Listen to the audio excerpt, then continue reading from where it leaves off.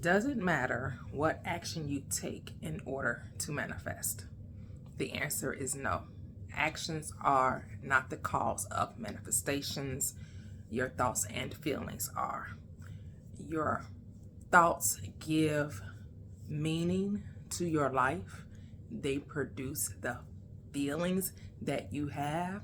And I know there are some people that say, oh, your mindset, just that has nothing to do with it. Just stay focused on how you feel.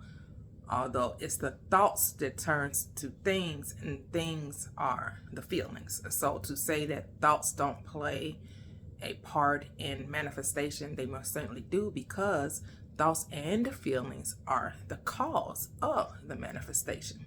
See, in order to experience anything in life, you have to have a certain attitude about life. You have to believe that something can happen for you. If you have no belief in a thing manifesting, revealing, unveiling, becoming visible to you, there's no way you can experience it. The only way we ever experience anything is that we have to first accept the possibility of it. And then you move from possibility or acceptance to knowing. And how do you move from acceptance to knowing? You have to become the being, the person that has the thing desired. You move from desiring a thing to having a thing. So let's take me for example. I'm on my second marriage. My first marriage was not a good situation.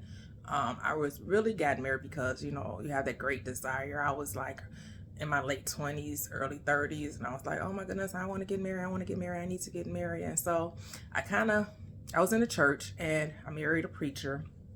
And like I said, my mindset at that time, the thoughts and beliefs I held about men and marriage was not beneficial to my experience in that marriage. So we get divorced, and then I started, reading a couple of books on, developing my sense of security, of becoming secure, because at this point of time in my life, I didn't know anything about the law of assumption. I had no way of learning how to discipline my mind or my thinking. So this was definitely intuitive, or something innate within me that I just was led to do, not knowing really and understanding the cause of everything. But now when I look back, I was like, oh, I really had a change of belief. I began believing that I deserved to have a good man in my life, because before meeting my current husband, my last husband, my partner for life, I was very insecure in relationships and really didn't feel that, I could attract a man who would want a family or be committed in a relationship, loyal and honest, because that wasn't my experience previous to my current husband. So I started working on me, and I was reading different books, and I just had like an epiphany. I was like, you know what? I deserve to have a good man. And then, not a few days later, I met my husband. We actually met on online dating. Yes, so it does work. And we've been married for, it'll be 9 years in January. So it's been about 8.5 years. And I recognized that I had a mind shift. That's why when people say, oh, it's not about your mindset, it's about your feelings, or it's about your emotions, it isn't so much about, oh, emotions as far as being happy or sad, feeling up or down, depressed or, insecure. It was more of a sense of knowing, a sense of naturalness. That's what the feeling is. And that is how Neville Goddard describes it, that the feeling isn't about emotions, it's about a knowing. Like, I wasn't all giddy, excited, elated, at the time of my shift. I just had become the woman who believed that she could be in a relationship that was symbiotic, that was a give and take, that there was a mutual respect, a mutual love, a mutual understanding, a mutual compassion within the framework of that relationship. So, yes, mindset plus feeling plays a part in your experiences, in your manifestations. And in order to experience anything different in your life, you must certainly have to change the way you perceive your reality. And it all starts in the mind. It all starts with changing your thoughts, your attitudes, your moods about a thing. See, a person will tell you, oh, mindset doesn't matter. It's all about how you feel. But then will go on to tell you, you don't need to change anything. You just need to stop doing what you've been doing. Isn't that the definition of change? Like, if I was thinking a certain way and then you're telling me to stop thinking that way, but you're not telling me to think a different way, just to stop thinking the way I've been thinking, isn't that in and of itself a change? You stopped doing something. You no longer do this. You have now created a different habit. You have now created to stop doing something you were previously doing and have decided, have made a change, have chosen a different direction to go.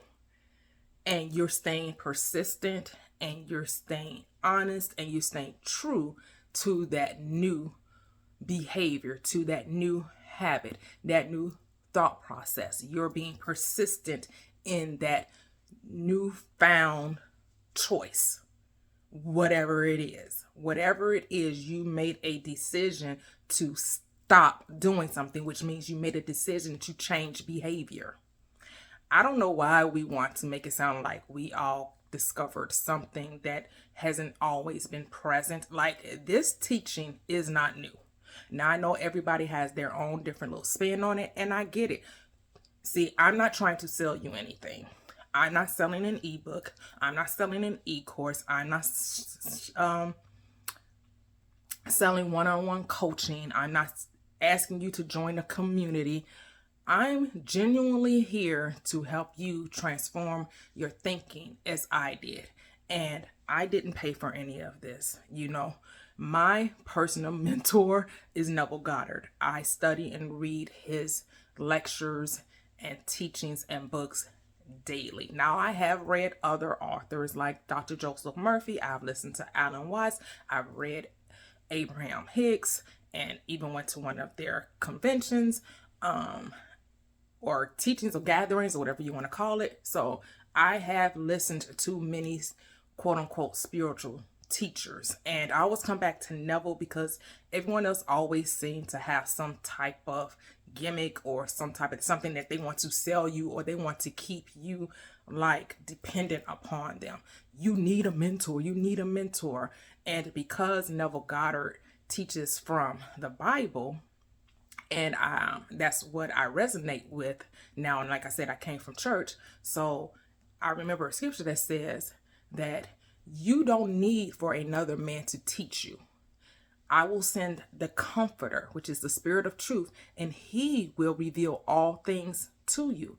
So we already have the answers. The answers is already within us. Now we can help one another to realize, actualize, to reveal those beliefs that we already hold true within us, but to charge you to have you transform your thinking, transform your life. Like, what makes them superior to you or more knowledgeable than you because they said, oh, I got the key of life. I figured out how to manifest this, or I figured out how to manifest that. And, you know, okay, so you're going to charge me for that because you figured out how to manifest your ideal life?